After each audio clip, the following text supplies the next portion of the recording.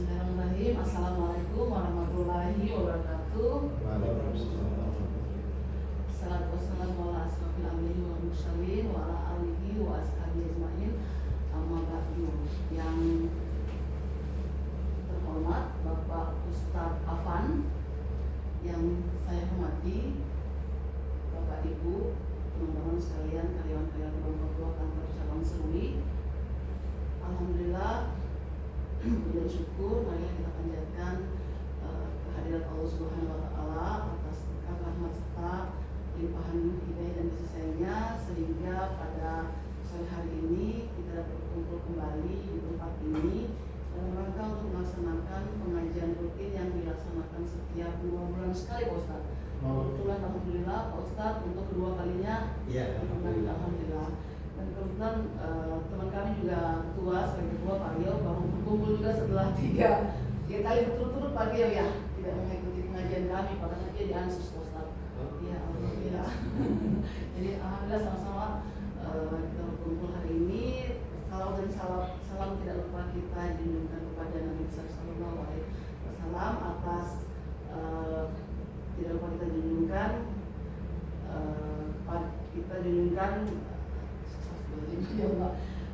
salam tidak lupa kita junjungkan kepada baginda Rasulullah SAW, kepada keluarganya, kepada para sahabatnya, serta kepada pengikutnya hingga akhir zaman. Baiklah, untuk susunan acara di sore hari ini, Pak Ustadz, yang pertama adalah pembukaan, sudah kita lalui bersama-sama Pak Ustadz. Yang berikutnya yaitu tausiah singkat yang akan disampaikan kepada Pak Ustadz Afan. Yang berikutnya yaitu tanya jawab, Pak Ustadz. Mungkin tanya jawab tidak sesuai dengan tema, boleh Pak Ustadz ya? Iya, baik. Yang berikutnya yaitu nanti istirahat. Baiklah Pak Ustadz, untuk mempersingkat waktu, proses singkat yang akan dibawakan oleh Pak Ustadz Afan, kami persilakan. Baik, terima kasih atas kesempatan yang diberikan. Bismillahirrahmanirrahim. Assalamualaikum warahmatullahi wabarakatuh. Waalaikumsalam warahmatullahi wabarakatuh. Alhamdulillah, wassalatu wassalamu ala Rasulillah wa ala alihi wa sahbihi wa man tabi'ahum bi ihsan ila yaumiddin, amma ba'd. Hadirin hadirat, Bapak Ibu, karyawan-karyawati kantor cabang Papua Serui Kabupaten Kepulauan yang alhamdulillah kita semua berkumpul di sore hari ini dalam keadaan yang sehat, afiat, dan mudah-mudahan keadaan seperti inilah yang kita inginkan nantinya Allah sampaikan kita di bulan suci Ramadan dalam keadaan yang sehat walafiat juga.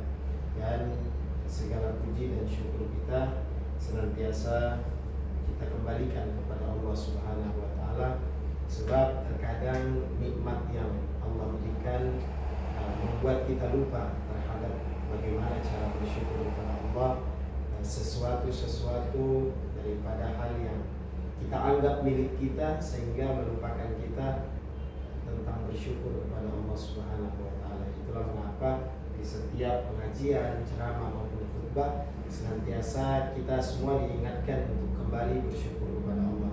Sebab terkadang kenikmatan sedikit maupun banyak yang kadang melupakan kita cara kembali kepada Allah Subhanahu wa taala. Terkadang nanti ada kesandung, jatuh ataupun sakit, baru kemudian kita kembali kepada Allah Subhanahu wa taala. Assalamualaikum. Sehatnya kita, sakitnya kita, dukanya kita, sukanya kita senantiasa kembali dekat mengingat Allah Subhanahu wa taala. Salawat dan salam kita curah limpahkan atas Nabi besar Muhammad sallallahu alaihi wa alihi wasallam, Nabi yang alhamdulillah mengajarkan banyak hal di dalam kehidupan kita. Cuma kadang kita yang sudah tahu tapi kita masih menerobos daripada jalan yang naha Rasulullah. Nabi larang, kita tetap jalan. Adapun yang kemudian Nabi perintahkan malah kemudian kita tidak laksanakan.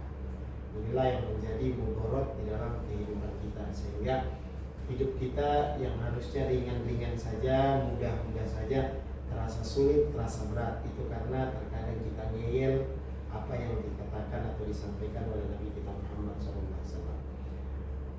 Dan di sore hari ini alhamdulillah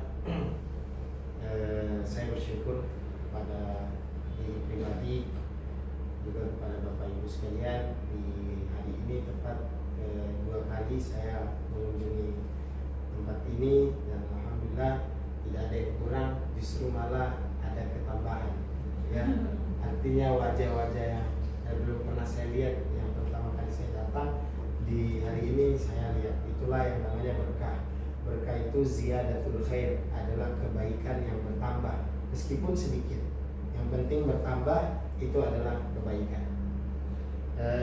Alhamdulillah kita sudah ada di penghujung bulan Sya'ban. Maka sebentar lagi kita akan memasuki daripada bulan suci Ramadan.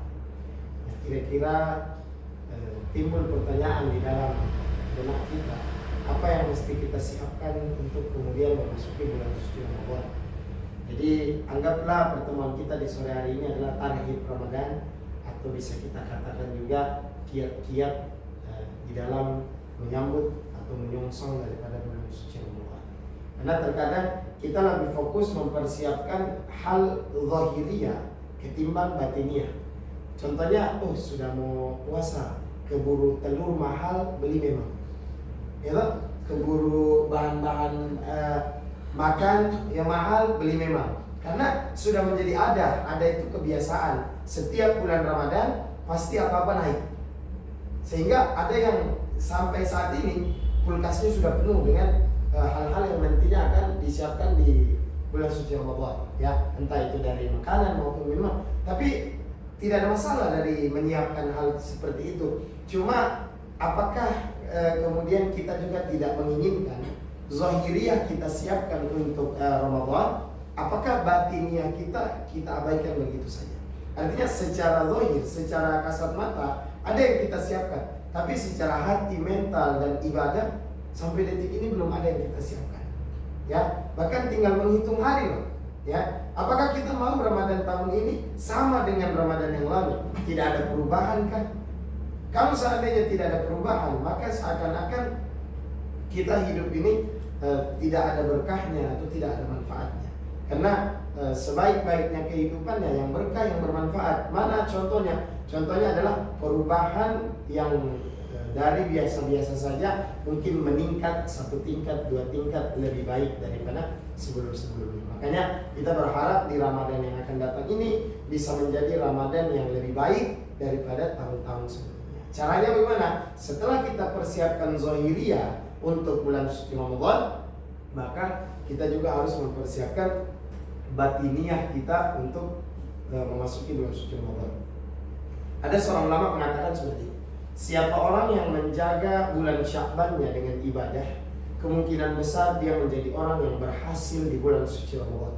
Sebaliknya, mereka yang menganggap bulan Sya'ban menjadi bulan yang biasa, bulan yang seperti dengan bulan-bulan yang lainnya, artinya tidak ada keistimewaan di dalamnya, mereka tidak kemudian sungguh-sungguh memantapkan ibadah di bulan Sya'ban, maka bisa saja menjadi orang yang kemudian gagal di bulan suci Ramadan. Karena ada satu hal yang sama di bulan Sya'ban dan di bulan suci Ramadan. Kita dengar mungkin malam nisfu Sya'ban. Nah, juga kita pernah dengar malam Lailatul Qadar. Nah, malam nisfu Sya'ban dengan Lailatul Qadar ini sama. Cuma malam nisfu Sya'ban itu ditampakkan sama Allah, sedangkan malam Lailatul Qadar itu dirahasiakan sama Allah.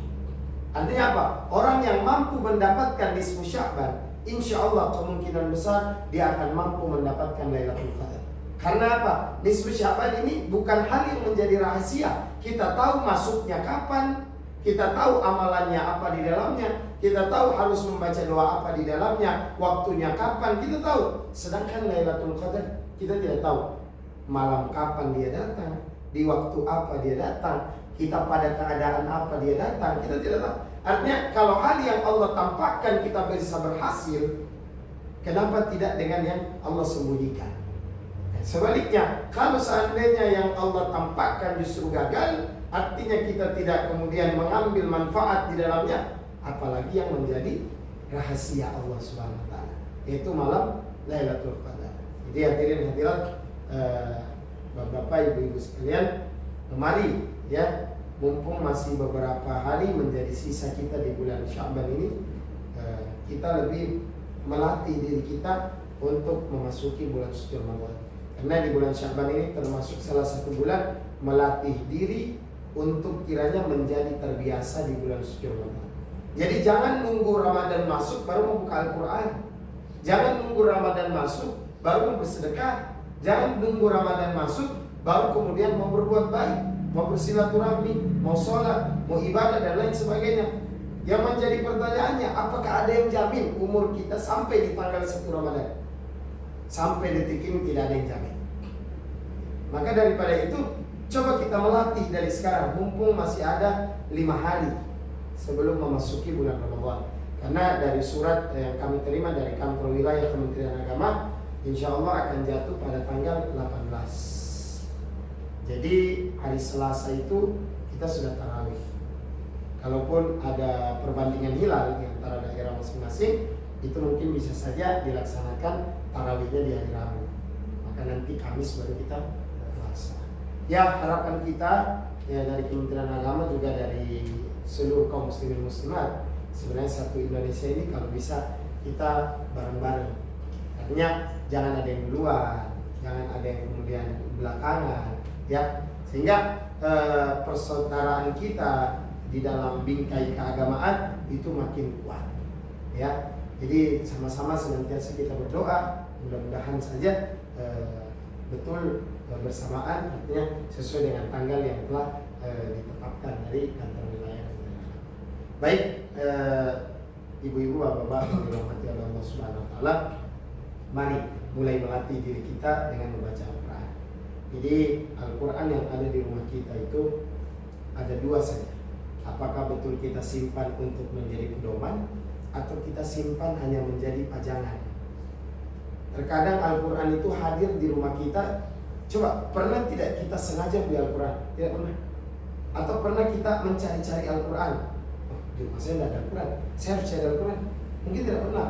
Dan bisa saja itu Al-Quran hadir hanya gara-gara akad nikah. Akhirnya itu ada. Seandainya tidak akad, mungkin Al-Quran tidak. Namanya seperangkat alat sholat pasti ada Al-Quran. Nah, itulah yang menjadi dasar di dalam rumah kita. Al-Quran ini dijadikan pajangan atau pedoman. Makanya ketika kita pangkas-pangkas huruf daripada Al-Quran ini, ya, itu bisa sedikit mengetuk pintu hati kita untuk kemudian kita kembali kepada Al-Quran. Contohnya, Al-Quran itu kalau kita pangkas mulai dari kalimat yang paling pendeknya, itu adalah Qur'un. Qur'un itu seperti ini, hanya bunyi saja. Artinya Al-Quran itu hanya ada saja. Dibuka nggak pernah, dibaca nggak pernah, dibersihkan nggak pernah, disimpan juga nggak tahu di tempat yang mulia atau tidak. Bahkan kalau kita tanya Al-Quran di mana, mungkin udah lupa tempat simpannya di mana. Jadi hanya sekitar bunyi, tapi nggak tahu di mana rimbanya. Ya, jadi itu pertama. Kemudian dia naik level menjadi Qur'an. Ya, jadi Qur'un, dia jadi Qur'an. Ini metode bahasa Arab yang bisa kita terapkan dalam ilmu untuk kemudian kita bisa betul-betul mengerti bahwa Al-Quran ini penting di dalam kehidupan kita. Bukan hanya menjadi kertas biasa atau buku biasa yang sama dengan buku-buku yang lainnya, atau yang sama dengan kitab-kitab yang lain. Tidak. Naik level menjadi Qur'an adalah kita tahu Al-Quran itu di mana, kita rawat dia, kita bersihkan meskipun kita tidak baca. Dengan tanda kutip mungkin belum bisa baca Quran kita, karena terkadang banyak orang yang lancar membaca WhatsApp, membaca Instagram, membaca Facebook, membaca TikTok, semua artikel-artikel lancar dibaca, tapi giliran dihadapkan Al-Quran AIUEO. Ya, kalau ada pertanyaan, Ustaz, sudah malu kita belajar. Sebenarnya namanya orang belajar itu tidak ada kata terlambat. Bahkan saya sendiri minimal itu, karena itu yang menjadi artinya ketika dia jadi imam, nanti dia baca, atau anak-anak kecil mungkin anaknya yang datang bertanya, Bapak ini bacaannya bagaimana? Coba, apakah tidak malu dalam kehidupan kita? Oh, nah, tanya mama saja, mama yang juara 1 gitu. Bapak ini tidak tahu apa-apa. Dia tanya mama, mama lagi bilang, tidak, aku tanya bapak saya, bapak yang juara 1 lomba gapi. Ya, anak-anak bingung.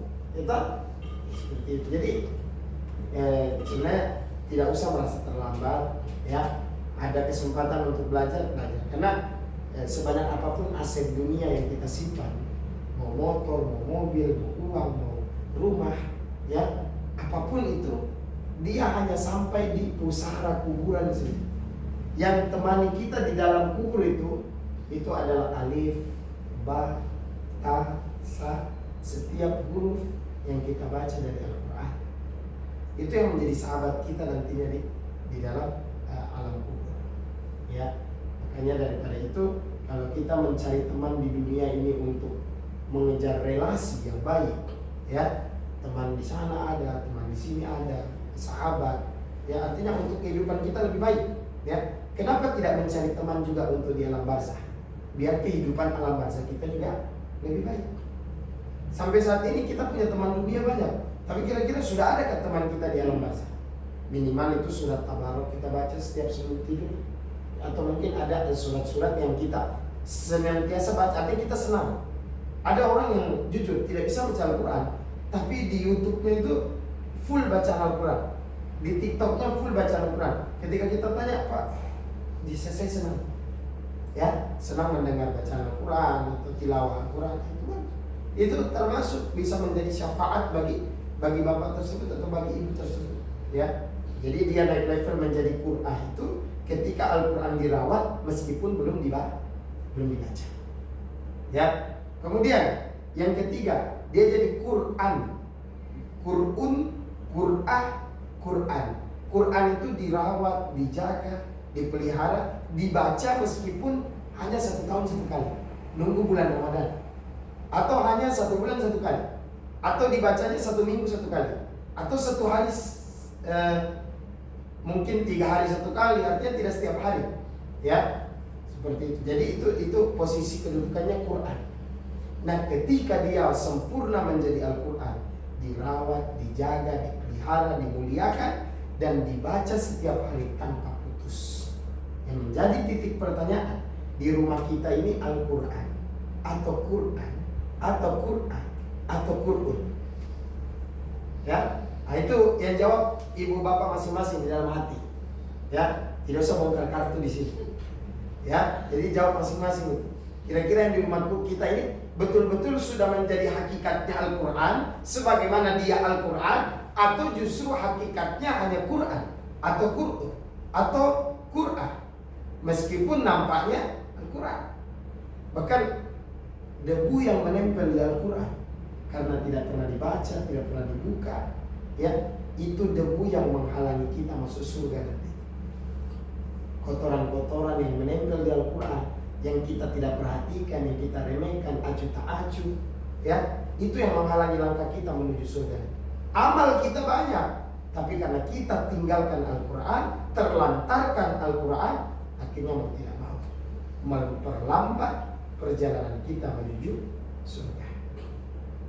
Jadi PR pertama, pulang dari pengajian ini, pulang dari rumah, yang pertama dicari Al-Quran sedang di posisi mana.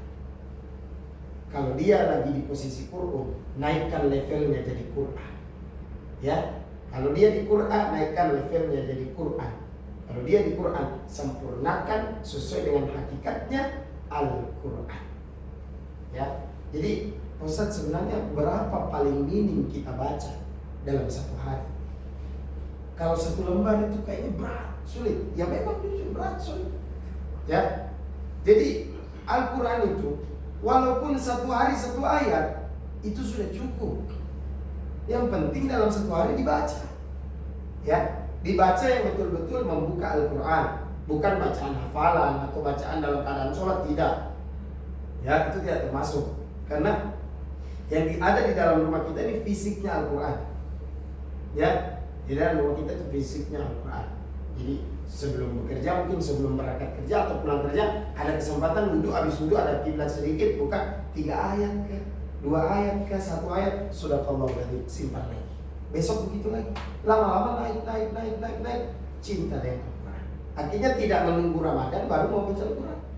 Jadi ini kiat-kiat pertama, karena di Ramadan ini bulan Al-Quran, ya.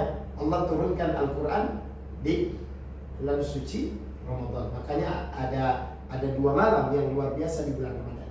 Pertama Lailatul Qadar, kedua malam nuzulul Quran.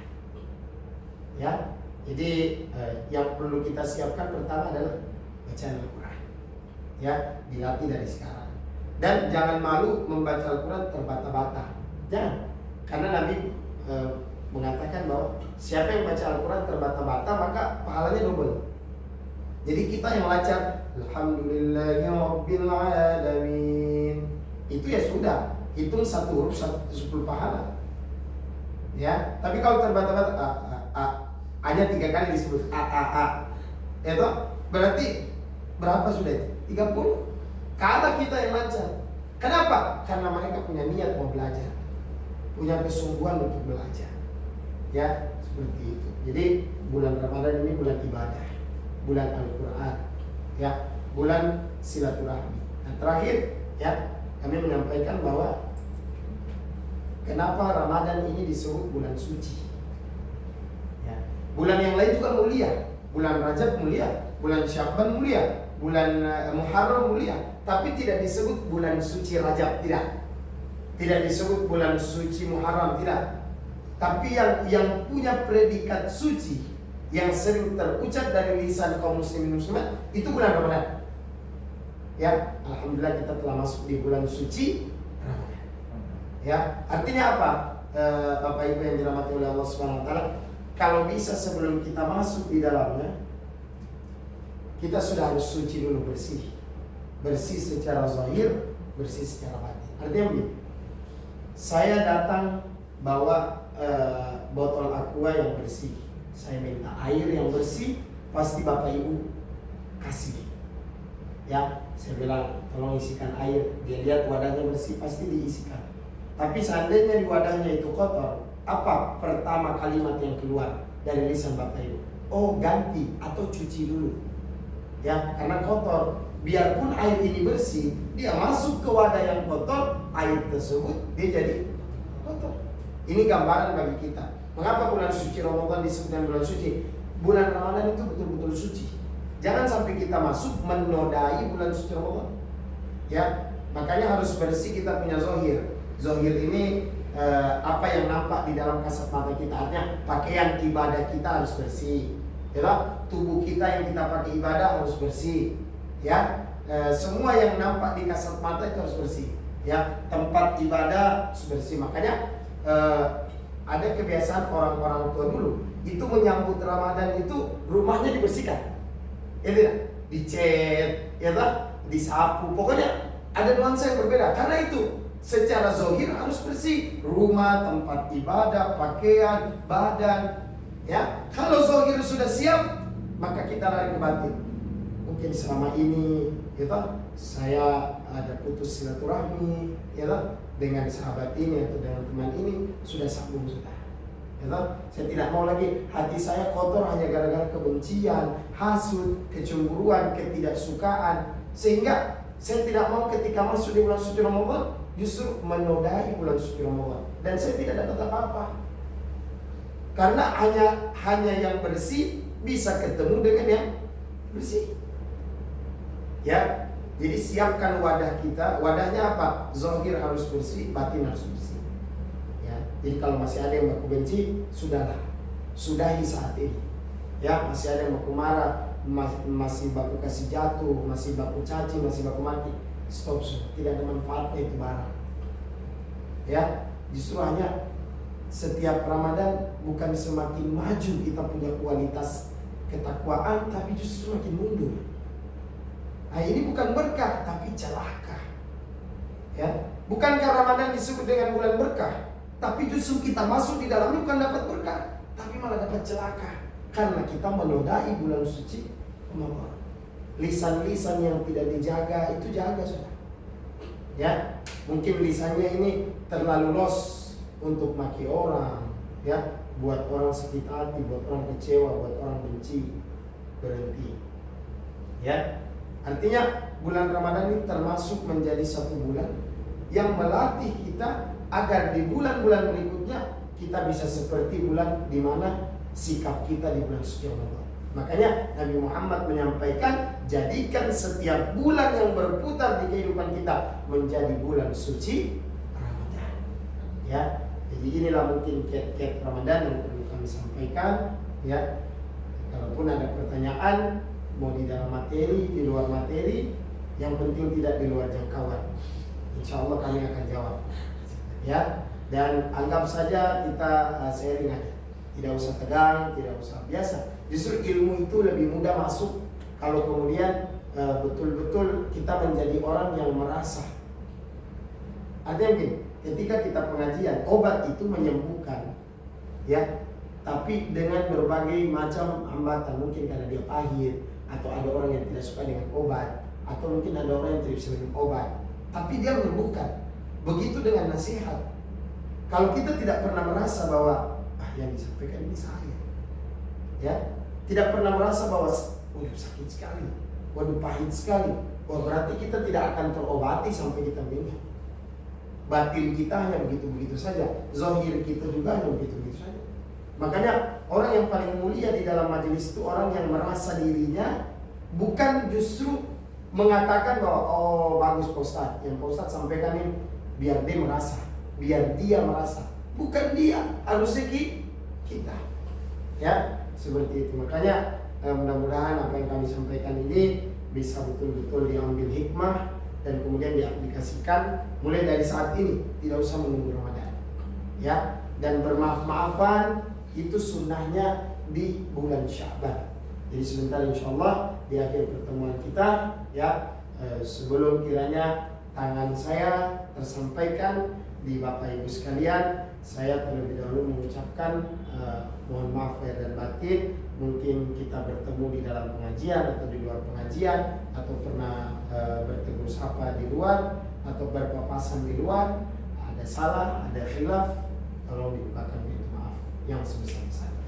Jadi sebenarnya seyogianya saling membuka pintu maaf dan saling memberi maaf di antara kita itu tidak di hari raya Idul Fitri, tapi justru di bulan Sya'ban. Sehingga sudah siap hati kita, siap jasad kita, sanubari kita, zahir dan batin kita untuk memasuki bulan suci Ramadan. Barulah nanti di Idul Fitri kita memiliki capaian yang disebut dengan kembali dalam keadaan suci. Ya, seperti itu. Jadi ini aja yang dapat kami sampaikan. Silakan yang mau bertanya-tanya, sharing, tidak ada masalah. Ya, apapun itu, insya Allah kami bersama-sama akan mencari solusinya. Demikian, wabillahi taufiq wal hidayah. Assalamualaikum warahmatullahi wabarakatuh. Acara selanjutnya yaitu tanya jawab. Untuk teman-teman yang mempunyai pertanyaan, kami persilakan. Istirahat, makan minum juga. Untuk bertanya silakan.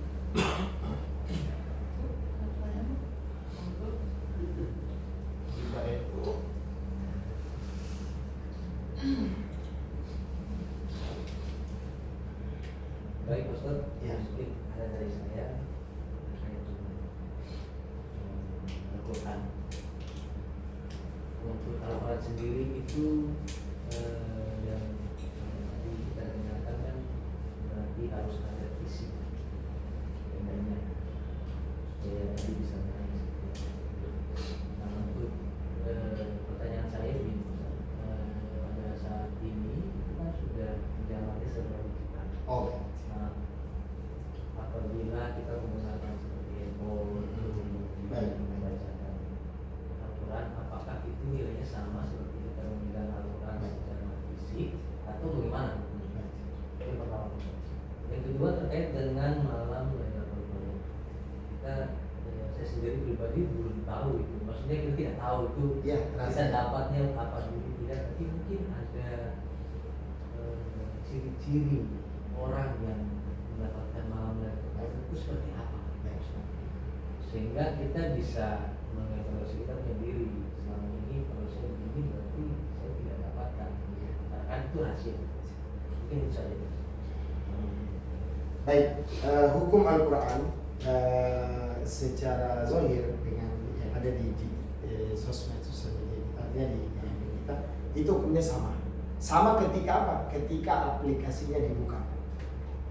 Jadi selama dia tidak dibuka aplikasinya, artinya ada di dalam HP kita, kan itu aplikasi banyak gitu, ya. selagi aplikasinya tidak dibuka, ya berarti dia tidak menjatuhkan hukum yang sama dengan fisik Al-Quran yang ada di rumah kita. Ketika kita buka baru sama. Hukumnya apa? Tidak boleh dipegang dalam keadaan yang tidak suci. Meskipun Ustaz itu HP, ya tapi sudah masuk di dalam aplikasinya Al-Quran. Sebagaimana rak Al-Quran itu menjadi suci, padahal dia hanya kayu yang biasa. Cuma karena menempel hal yang istimewa, dia jadi suci. Bahkan orang yang dalam keadaan junub maupun haid tidak bisa memegang kayu itu, karena di atas kayunya menyimpan daripada barang yang mulia.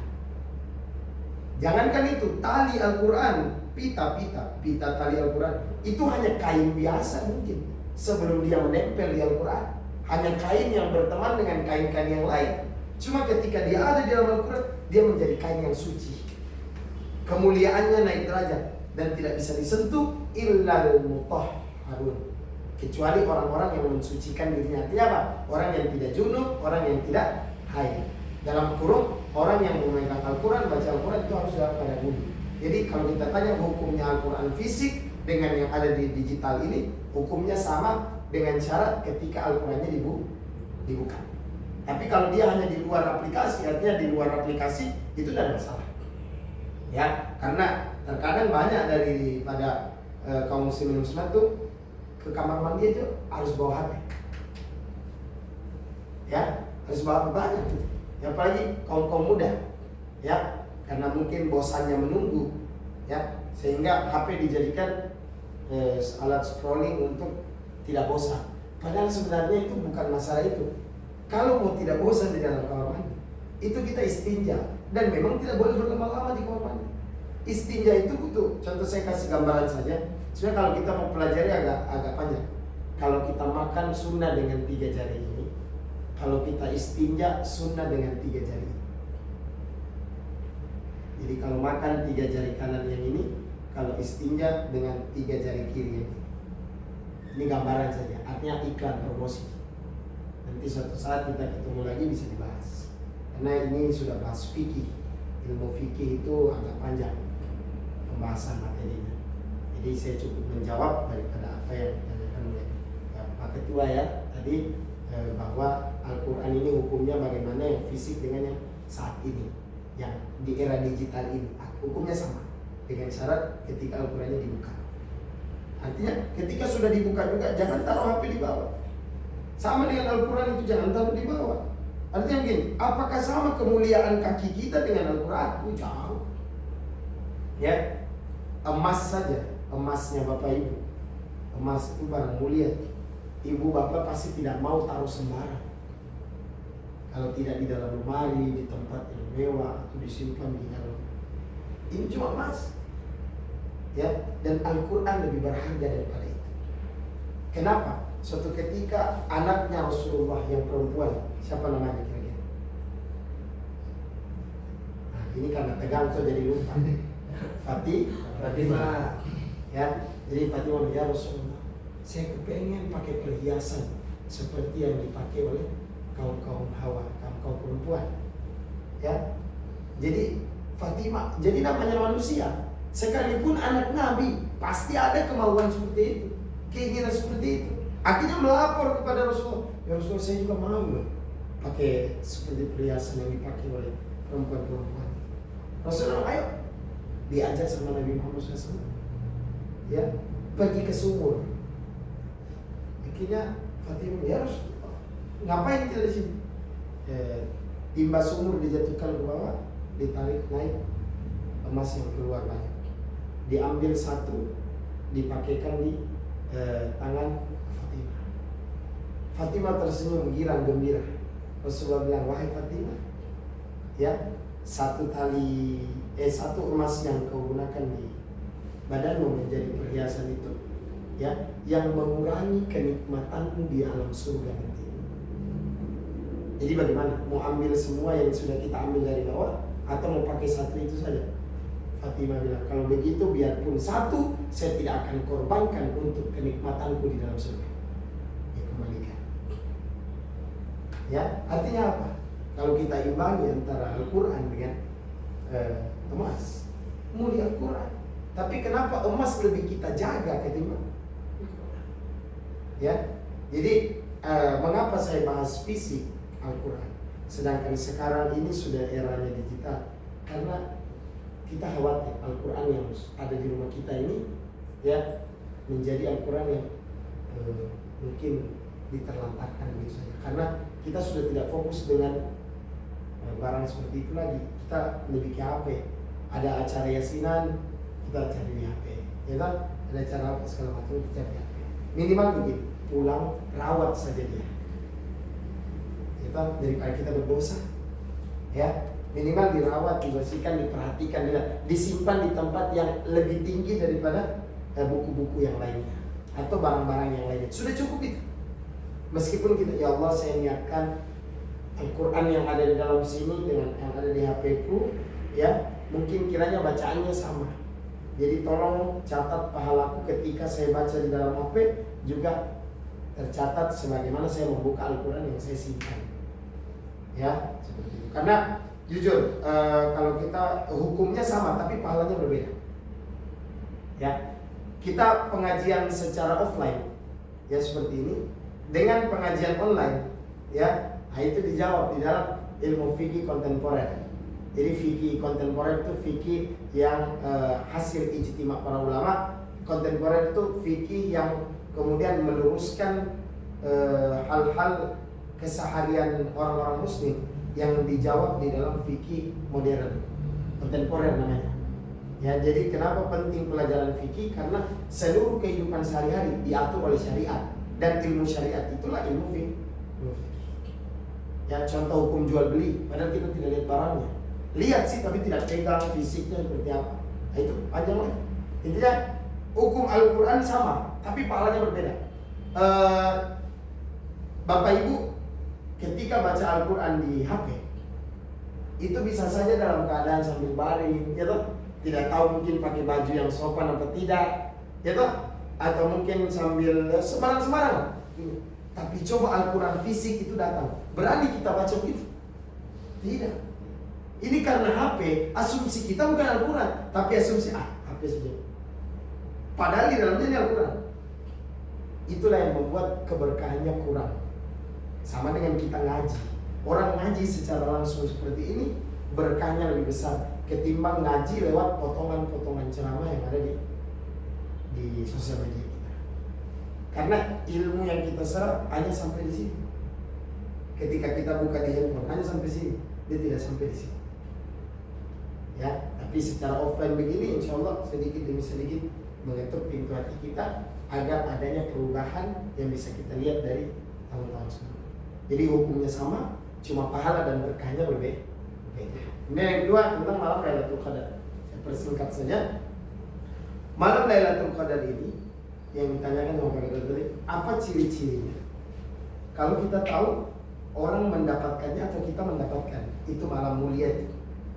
Disebutkan oleh para ulama, ya, bahwasanya kebiasaan yang buruk yang biasa dia lakukan, tiba-tiba dia tinggalkan.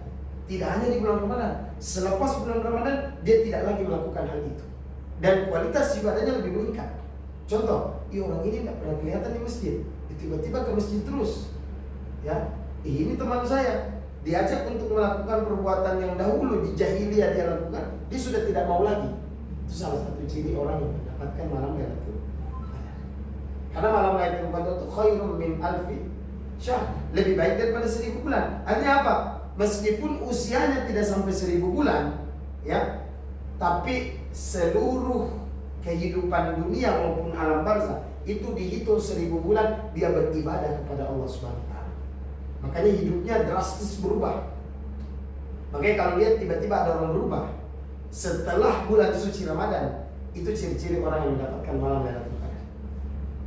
Ya, kalau ada tiba-tiba orang berubah setelah bulan Ramadan, ya, jadi lebih baik daripada bulan-bulan sebelumnya, tahun-tahun sebelumnya. Itu ciri-ciri orang yang mendapatkan malam Lailatul Qadar. Ya, itu ciri-ciri yang ada di dalam diri. Ya, ada lagi ciri-ciri, ya, yang nampak secara alam. Ya, ciri-ciri yang nampak secara alam itu ketika kita melihat cuaca yang ada di luar itu tenang, ya, tenang, tidak ada gonggongan anjing, itu tidak ada kemudian suara-suara yang mengganggu keadaan ibadah, ya, bintang cerah, ya, bulan juga cerah, artinya malam yang indah. Nah, bisa jadi itu malam Lailatul Qadar, ya. Dan Rasulullah pernah menyatakan bahwa carilah malam Lailatul Qadar itu di malam-malam kan, ya, karena kita tidak tahu, ya, hitungan ganjil ini ganjil Indonesia atau ganjil Arab, ya kan, kita beda 6 jam ini, masalahnya jauh, ya. Kita di sini tanggal berapa, turun di sana tanggal berapa, ya. Jangankan hitungan tanggal, ya, terkadang mohon maaf dari saudara kita yang di Muhammadiyah duluan Lebaran daripada kita. Berarti hitungan tanggalnya berbeda dong antara ganjil dan genap. Nah, karena kita tidak tahu ganjilnya di mana, maka Nabi Muhammad SAW mengatakan carilah Lailatul Qadar mulai dari awal puasa sampai akhir puasa, ya, dan lebih kencangkan ikatannya di 10 terakhir bulan Ramadan. Artinya di 10 terakhir tidak usah dipersingkat lagi menjadi 5 yang ganjil-ganjil. Mulai dari 10 terakhir itu dari awal sampai akhir, ya. Mungkin dengan iktikaf atau dengan bacaan Al-Quran di malam hari, atau mungkin dengan ibadah yang meningkat di malam hari, ya, bisa, ya. Jadi Lailatul Qadar ini, ya, itu ciri-ciri secara alam, ya. Adapun ciri-ciri dorongan itu seperti, kok malam ini tiba-tiba saya kepingin baca Al-Quran, itu jangan ditolak.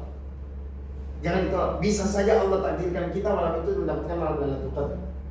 Lagi tidur-tiduran atau mungkin main HP atau makan, tiba-tiba ada dorongan dari dalam hati pengen baca Al-Quran atau pengen ibadah, atau lagi tidur terus dibangunkan sama Allah, kepengen aja begitu sholat tahajud atau sholat apa, jaga itu malam, ya. Nah, itu ciri-ciri dorongan dari dalam hati, ya. Jadi banyak, ya, daripada ciri-ciri Lailatul Qadar.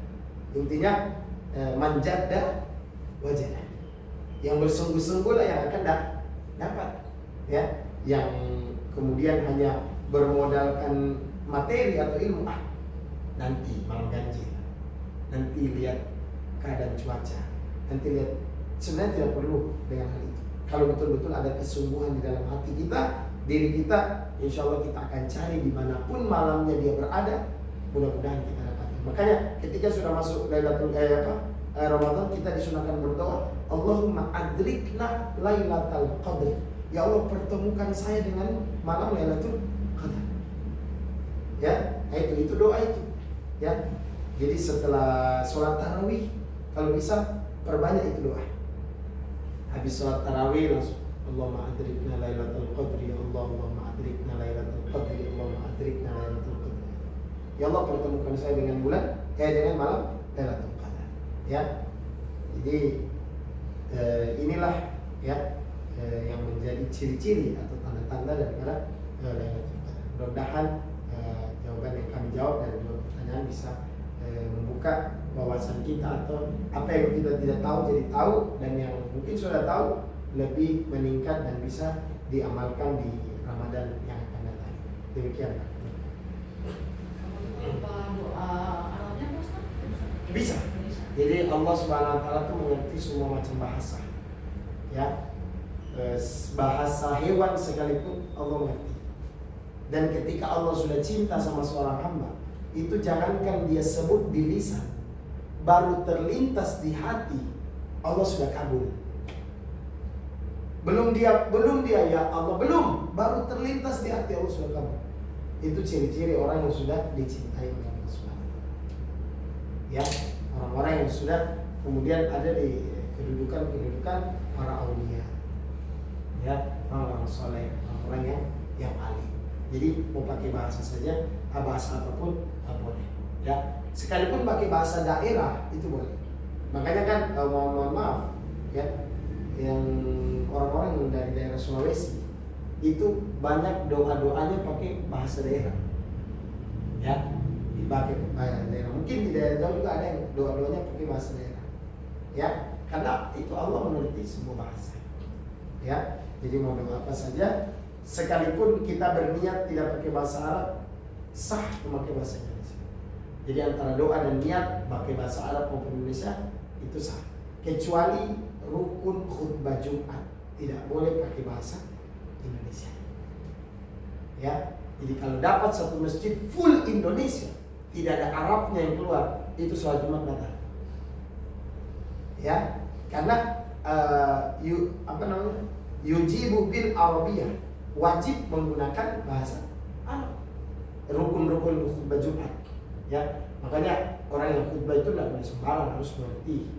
Kalau orang ceramah atau pidato atau pengajian terus ya, biar lagi hanya bermodal googling atau bermodal buku-buku bacaan biasa tanpa ada dasar agama, yang mungkin bisa saja karena dia pandai berbicara.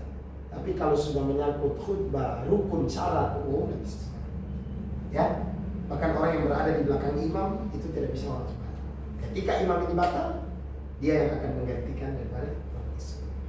Ya, jadi intinya memakai bahasa saja, apa saja boleh. Ya, tidak jadi masalah. Lagi.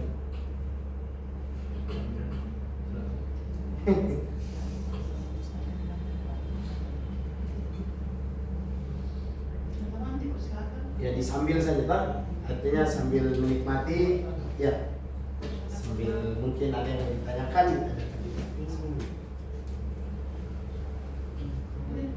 Ustaz silakan. Ya. Ustaz sambil ini, ya, saya tadi teringat Ustaz singgung masalah istinja ini. Untuk tata caranya sendiri Ustaz, baik. Itu apakah pada saat kita membersihkan, pada saat kita bersihkan atau kita membersihkan baru kita beristinja, atau pada tidak itu juga kita bisa beristinja, dan untuk doa istinjanya itu pada saat kita membersihkan baru kita beristinja di dalam WC, apakah kita dalam hati saja atau bisa kita lakukan? Jawabannya setelah pesan-pesan terakhir ini. Siap. Silakan Ustaz.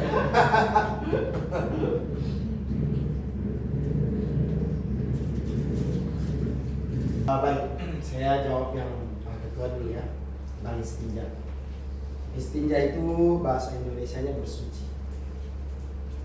Ya, jadi istinja artinya bersuci. Setelah kita buang hajat, kecil maupun besar, disitulah istinja mulai dilaksanakan. Setelah buang hajat, ya, artinya setelah buang hajat kita rasa sudah waktunya untuk kita bersihkan, sudah waktunya untuk kita sucikan, disitulah dimulai. Ya, dimulai dari mulai dari luar. Artinya minta maaf ya bahasanya agak kotor. Cebok itu bukan pakai tangan, tapi pakai jari. Yang cebok pakai tangan itu tidak bersih. Dan siapa yang istinjanya tidak bersih, ibadahnya tidak sah. Karena gini, kunci surga itu sholat, kunci sholat itu wudu, kunci wudu itu istinja. Selesai, bagaimana? Jadi kalau ada orang surganya tidak mantap, itu mungkin gara-gara sholatnya tidak mantap. Kalau ada orang sholat yang tidak khusyuk, mungkin wudunya bermain-main. Kalau ada orang wudunya tidak khusyuk, mungkin gara-gara istinjanya tidak beres, tidak bersih.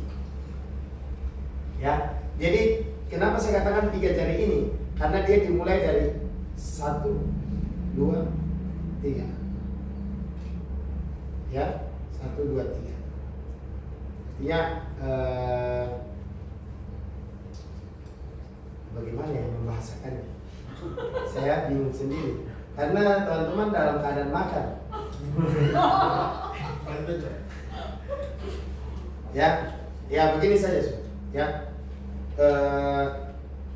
Yang masuk membersihkan itu yang ini. Ya, dia punya tugas membersihkan di dalam kalau ini. Kalau jari tengah tugasnya membersihkan di luar. Ya, Nah, jari manis inilah yang mengunci. Jadi setelah buang air kecil, buang air besar, dikunci. Dikunci biar apa? Biar kemudian mantap istinjanya, agar kemudian tidak batal-batal lagi. Mungkin sering kentut-kentut ya, sering buang angin, atau mungkin terkadang mohon maaf dubur kita itu kalau betul dia bersih, dia rapatnya begini. Kalau betul dia bersih. Tapi kalau dia seperti ini masih ada ruang, ya, ini yang kita khawatirkan, ya. Terkadang mungkin dalam keadaan sholat, ya, tiba-tiba yang kita inginkan malah keluar, ya. Makanya ini salah satu rahasia. Orang apalagi namanya, nasihat terbesar bagi seorang muslim itu adalah pandangan kematian, ya. Ini nasihat terbesar. Ini yang bilang orang ahli sufi. Ahli sufi itu orang yang punya ilmu tasawuf tinggi.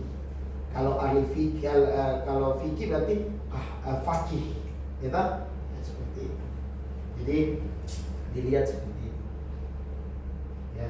Jadi sebenarnya tidak usah dicoba, cukup dilihat. Ya, itu orang luar biasa itu. Ya. Jadi awal perjalanan akhirat kita itu ketika kita meninggal, bukan ketika kita di dunia. Jadi awal perjalanan akhirat itu, kalau orang meninggalnya selamat, kesananya bakal selamat. Tapi kalau meninggalnya sudah tersiksa, jalan kesananya bakal selamat. Ya, makanya kalau orang-orang bilang kami mengantarkan ke tempat peristirahatan terakhir, itu salah. Justru tempat kuburan itu rumah pertama kita menyadari bahwa kita ini siapa. Itu rumah pertama itu, sebelum ke alam-alam berikutnya. Kenapa? Karena selama kita di dunia, kita lebih banyak tertipu ketimbang kita sadar. Tertipu dengan HP, tertipu dengan rokok. Coba, sudah ambil wudhu, sudah mau sholat, tiba-tiba telepon berdering. Sholat apa? Pergi tengok itu. Pergi tengok, coba. Artinya tidak usah kita tutup-tutupi. Pasti seperti itu. Ya. Makanya di dunia ini tipu daya, ya. Dan tipu daya terbesar itu ada di perempuan. Ya. Tipu daya terbesar itu ada di perempuan. Ya. Artinya apa namanya? Perempuan itu Allah ciptakan lebih banyak daripada laki-laki. Dan nanti yang menjadi pengikut terbanyaknya Dajjal itu perempuan. Dan nanti yang paling banyak di neraka itu perempuan. Jadi bersyukurlah ketika kita dilahirkan menjadi tidak seperti itu. Ya. Tapi perempuan itu paling gampang masuk surga. Tidak ada Ustaz, Ya. Ya. Tapi laki-laki paling susah masuk surga. Perempuan paling gampang masuk surga. Ya. Perempuan itu cuma 5 syarat saja. Ya kan? Pertama, dia jaga kehormatannya. Ya. 5 syarat saja. Pertama, kemudian dia berpuasa di bulan suci Ramadan. Dia tidak meninggalkan sholat 5 waktu. Ya, dia berbakti kepada kedua orang tuanya dan dia melayani suaminya dengan baik. Itu saja. Dan semua dosa istri yang nanggung suami. Ya. Jadi kebalikan lagi, kita kasih jatuh lagi. Tadi kita angka sekarang kita dulu angkat dulu tinggi baru buang. Ya kan? Artinya laki-laki mau masuk surga itu berat, jujur. Laki-laki mau masuk surga berat, meskipun perempuan yang banyak di neraka. Kita sudah mau masuk, tiba-tiba ada suara dari neraka, ya Allah jangan kau kasih masuk dia jadi suami yang tidak bertanggung jawab.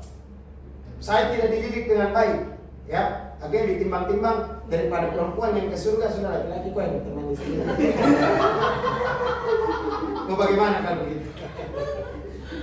Gitu. Jadi ya ini wawasan saya penambahan yang jalur kematian tadi. Intinya paling bagus itu kalau suaminya yang meninggal yang lihat istrinya, kalau istrinya yang meninggal yang lihat.